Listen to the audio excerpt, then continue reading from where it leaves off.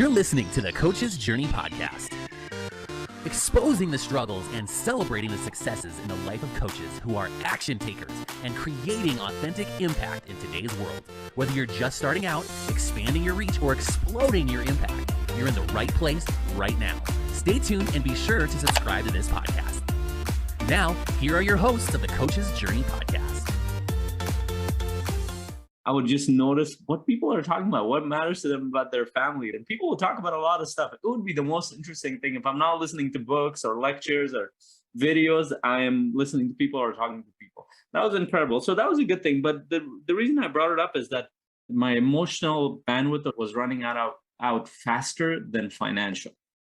Like financial, like logically, I could do a lot of stuff. Like if I didn't do Uber, I would do a job. If I didn't do that, I would do something else. Like I could sustain our life. That wasn't the problem. The problem was that I didn't know what was going to work and what was not. I didn't have clarity. And the things that I was doing, I was like, I would do something and then nothing will come out of it. Or some small thing when I didn't have a frame of reference to know what was working and what was not working. And it was like a constant, like you said, that up and down, but I wasn't used to that up and down in the sense when you come from the world of jobs, you don't go through that kind of variability that much to that extent. I want to talk about that because that's a really, really important thing. The up and downs, as I was talking about, I call it the entrepreneurial emotional roller coaster. Yeah. And what it is it's both existential. It's like, am I doing the right thing, or am I, the right path and I should follow my dreams? Oh, well, I'm not making any money, so I'm gonna like be under the bridge in a van by the river. Or, oh no, I just had a successful, conversation. This could work. And then it's like, oh my God, I can't feed my family, or I'm useless. And then it's like, oh, but I could do something like this. And then something clicked, and it's just constant, like, and you don't have that in corporate because in corporate, well, most of the time you don't have. Because in corporate, the business is already running. Yeah. You already have like some income that is coming in, so you can release the existential need to produce that income. I mean, even if you're in sales, there's a process you're following; it's already working. So you have quotas, you have a process. You need to make sure you hit that. All you're doing is just making sure you pick up the phone and call a bunch of people. Yeah, so that is, arguably easier than the entrepreneurial roller coaster. And this is probably one of the reasons why entrepreneurship may not be, as easy as people think it's gonna be, because what we don't think about is the emotional roller coaster. The glamour of entrepreneurship is like part of our culture. Like you go on Shark Tank, like, oh, that person built a business and then went to the sharks and got a deal. But you don't see the years of emotional roller coaster that's been happening, and how they almost put their family in, be homeless, that they double mortgaged their house, and what that felt like. They struggled to put food on the table. They moved in with their parents. Like there's lots of things that could have happened behind the scenes that you only see the glamour, and nobody talks about the 20 years it takes to become the glamorous overnight success. Yeah, and I did all those things. Like, and I was fortunate and blessed to have like a life partner who supported me, and I know Kate supported you too. And it was just like, if it was any other person, they would have been like, what the hell are you doing? This is not working out. Give up. Because there was a point we moved in with my sister-in-law. We were there for 2 years. I mean, it helped them too, but it was a really cool experience in retrospect, but it was stressful to be in that situation. Oh my gosh. With our daughter, who's just like 1 year old or a year and a half old at that time. And having no certainty over what's going to happen with the business, and just going day in, day out, trying to figure this out. And there were points where like, okay, where do I put my time in? Even though I was doing Uber, I could put more time in to make money, but then I was not doing the thing that I needed to do, move it. And I didn't have any certainty around that. It was like constant barrage of, like you said, this even, and the thing is, here's the thing, coaches are probably, ideally they should be in a better position to deal with their emotions in a better way, but when you're going through that, you're not, especially if you don't have the support, especially if you don't have the right peers, especially you don't have a coach. And I didn't have any of that stuff. I was alone behind my computer. You say coaches should be able to deal with their emotions better. In general, in typical situations, that makes sense, right? In a situation where you're dealing with a family member, that coaches have done some of the work, that they know how to deal with those conversations. And maybe some coaches, have done the work in some places, but not in others, right? So when we're talking about entrepreneurship, that's usually a new world for a coach. We're talking about business, it's usually a new world. And so the thing about coaches is like, we're just like everybody else in that we have some areas where we're emotionally strong, some contexts, and some areas where we're not, and we have growth opportunities. And the one thing about entrepreneurship, which I love, and one of the reasons I was attracted to it is I knew that at some level, I knew that I would have to grow as a person to become an entrepreneur. And what I didn't know was what that actually meant. And if I had known that, I probably would have been like, yeah, maybe not going to do that. But that's true of every goal in my life that I didn't know I was going to do. You know, everything I've achieved came from things like, oh, I didn't know that was what that meant. And I put myself in it and achieved something that if I look back and said, oh, that's going to be that much work or that's going to be that hard, I might not have done it. But entrepreneurship was like that in some ways. And for coaches, that's a growth opportunity for you. And when you grow as an entrepreneur, you're growing as a human, and therefore you're going to be a better coach. And that's one of the most important things about coaching is to always be challenging yourself to grow, to put yourself in hard situations, to try things that you don't know that you can definitely, know the path on. And so being able to deal with that uncertainty helps you deal with the uncertainty of life. Being able to deal with the business relationships helps you deal with the personal relationships. So everything you learn in business is helping you become a better human and coach ultimately. Yeah. And this is all under the assumption, and our assumption is that you want to create that entrepreneurial life, whether that's Right. full-time or part-time in the beginning stages. That's fine. There might be other coaches listening to this. They might not have that path. Maybe they're in the corporate world. They're leveraging this as a skill set. That's fine. You can use this. You can look at it. Maybe you're thinking about some point in the future, you can do this, so you can listen to this. But for those who are doing this part-time and going into full-time or wanting to do this full-time, it needs to be an internal decision, because there's going to be challenges pretty much. And then I love this quote, is like, everything is hard. Pick your hard. Pick your hard. What an entrepreneurial path is hard.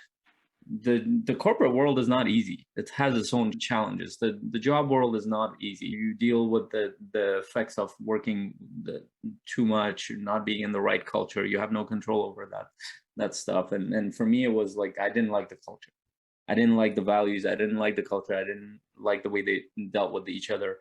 And I just didn't feel aligned with that path. Then I started asking myself, like, well, what matters to me long term? And this is really important, like long term, because what we're talking about is not a short-term thing. This is not a sprint. This is a marathon. If you're going to do this, then there are some internal decisions that need to happen. For me, it happened actually out of a criticism in my family, where someone close to me told me, it's like, you've been working at this for this many years and you haven't made a dime. You've left your engineering job. You're doing all this stuff. Nobody knows what the hell you're doing. And you've kind of stopped connecting with us, this and that. And just like, it kind of shocked me emotionally, but it also helped me kind of step back and say, like, what am I doing? Why does this matter to me? Like, I'm making my life harder and harder. Why does this matter to me? And what came to me is like, I actually don't care if this picks up in 3 years, 5 years, 10 years, or 15 years. I'm doing this. I'm okay with the challenges. And as soon as I made that decision, for some reason, there was another level of emotional resiliency that kicked in. Love that. Can I ask as well, when you made that decision, if you're doing it for 15 years, doesn't some part of reality kind of come in and say, like, okay, if I'm going to do this for 15 years, which I'm committed to, what does that mean for my family?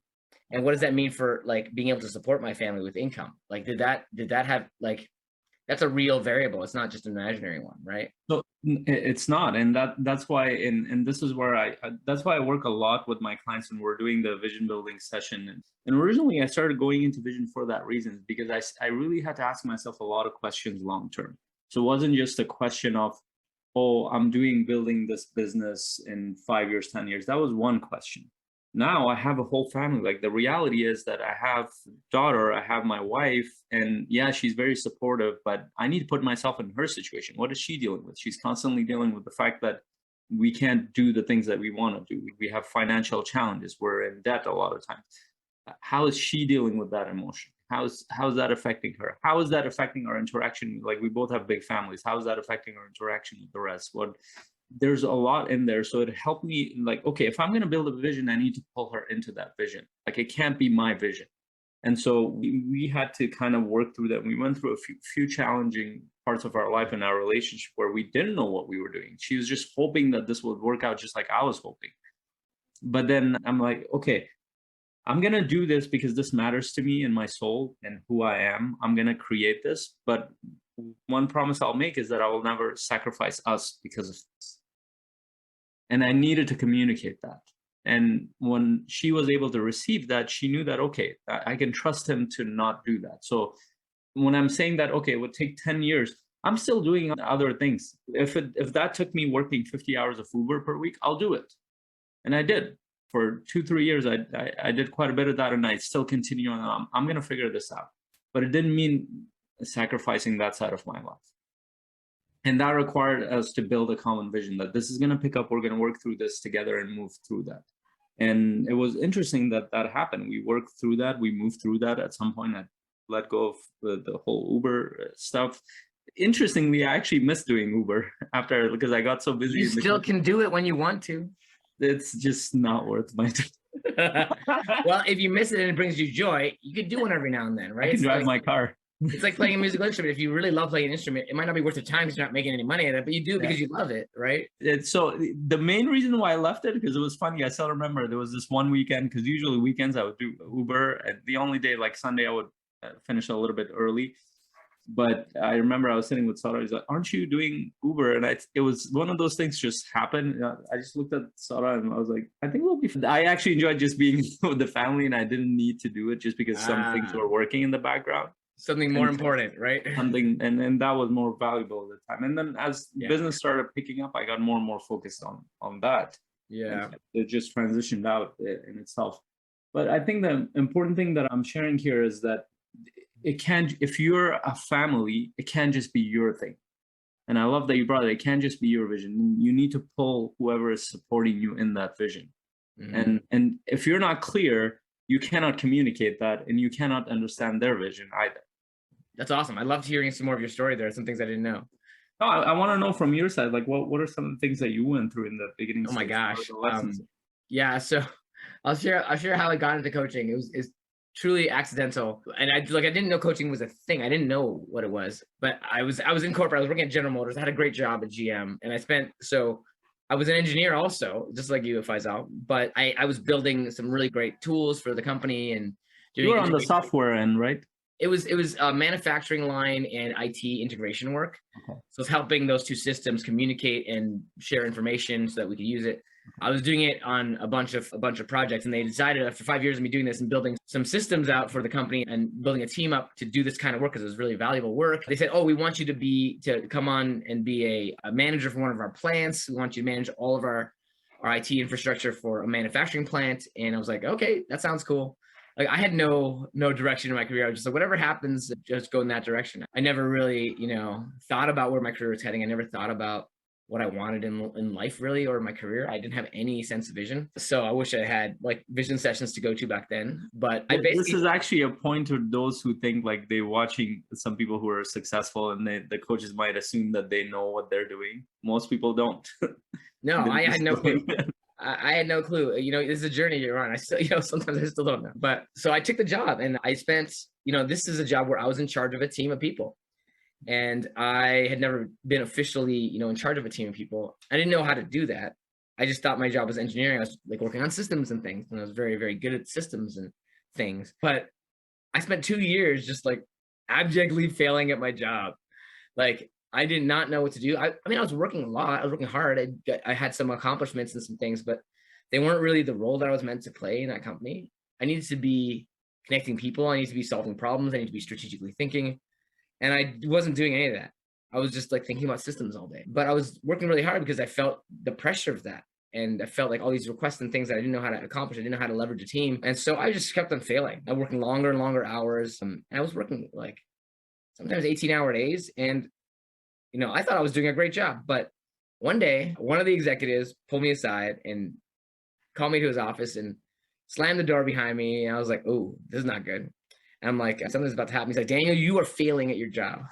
It's not my boss. My boss was in another building, and I hadn't really communicated with him very much. But this executive pulled me aside and slammed the door. And I was like, "What is happening right now?" And he's like, "You're failing." I'm like, "Oh, I've been working really hard. I've been working on this and that and the other. I was here last night till like midnight." He's like, No, you're not hearing me. You're failing." He had to like repeat it like 5 times before I was like, "What do you mean?" before I like noticed what he was saying, instead of being defensive, he told me, I'm like, you don't know what to do in this job. You're failing your team. You're failing us in the manufacturing plant. And you could be doing, I can tell your heart is in the right place.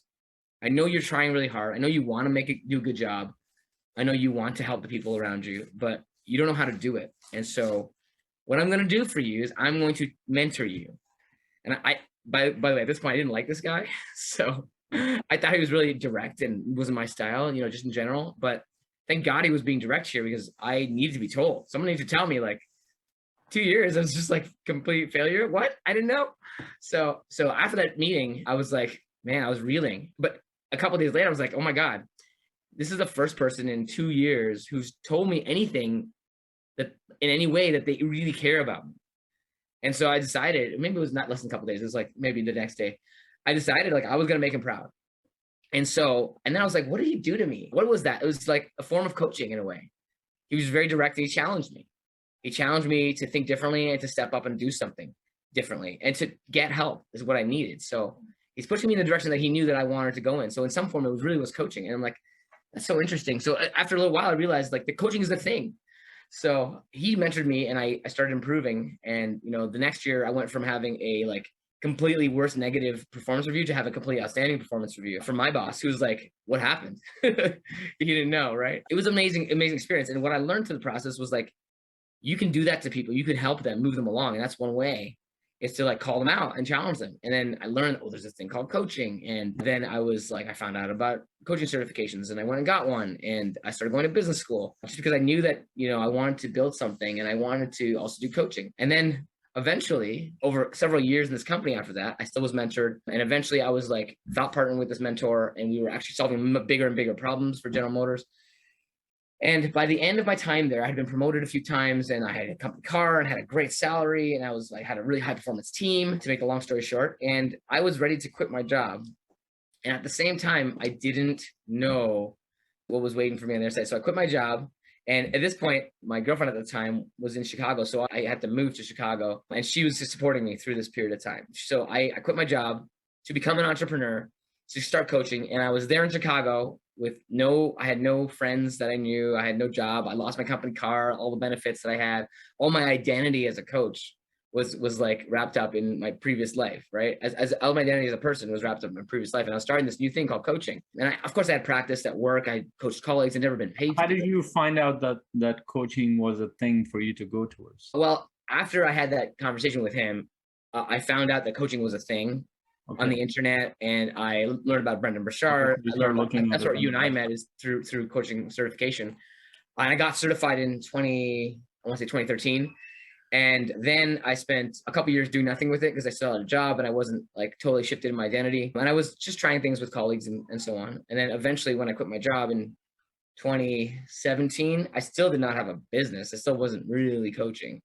And I hadn't made any money doing it because I hadn't asked for anybody to join my programs. I didn't have like a sale. I was just practicing really. And then I quit and moved in with my girlfriend at the time, who's now my wife. And I spent that entire year in Chicago, like trying to build a coaching business. I was doing all the things I was supposed to do, but wasn't working. And I didn't know the right things to do. I didn't know what I wanted in my coaching business. I didn't understand how to build that. And so I was doing things like working on Kajabi and website type stuff.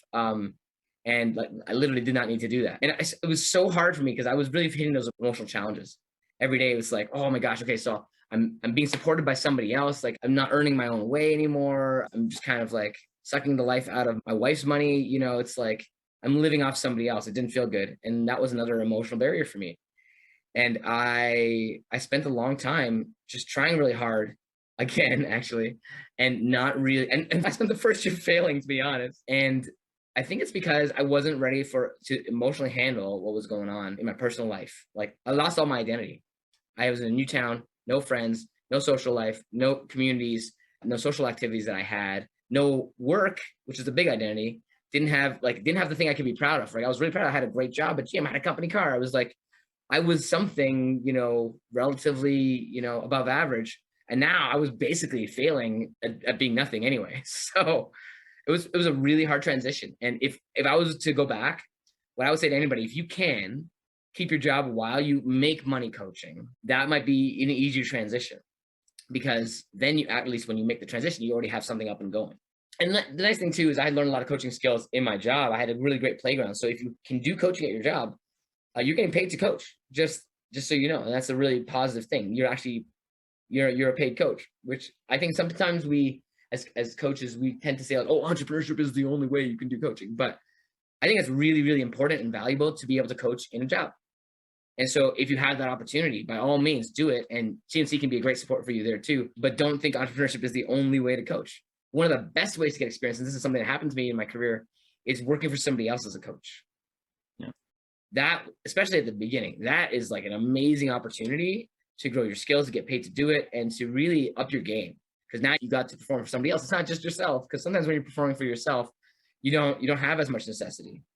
And so especially early in the game, it's really powerful to get some work working for somebody else. If you can do that part-time, great. So you can build your business if that's what you want. If you don't, full-time, whatever. But being a paid coach is what you really want most of the time. So I wish I would have done that. You're listening to the Coach's Journey podcast.